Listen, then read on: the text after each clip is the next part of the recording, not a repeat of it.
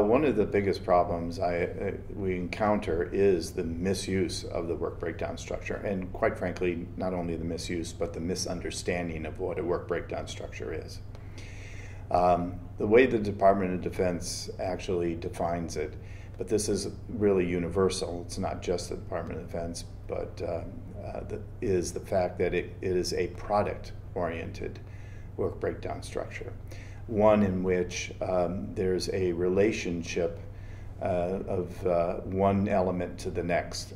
But ultimately what you're developing and delivering is a product. And of course that would be in the Department of Defense a weapon system of some sort, or even a subsystem of that, as long as it's considered a product.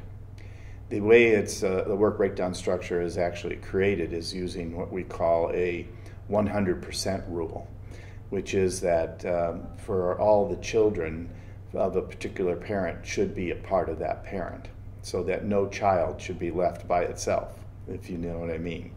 In other words, it's a 100%, everything that's a child belongs to that parent. Too often, the misuse of a work breakdown structure, and I'll give you this as an example, is software.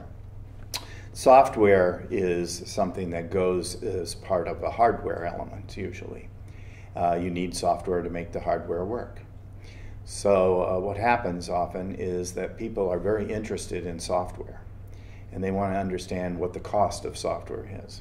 So they make software a separate work breakdown structure element, and leave the hardware as a separate work breakdown structure element, but not tied to the software. So what happens is that if I have a communication system that uses software, needs software to run, I have the hardware in one WBS element that's not in the same level or part of the work breakdown structure that the software is in. Mainly because people are trying to collect all that software separately because they want to get that cost.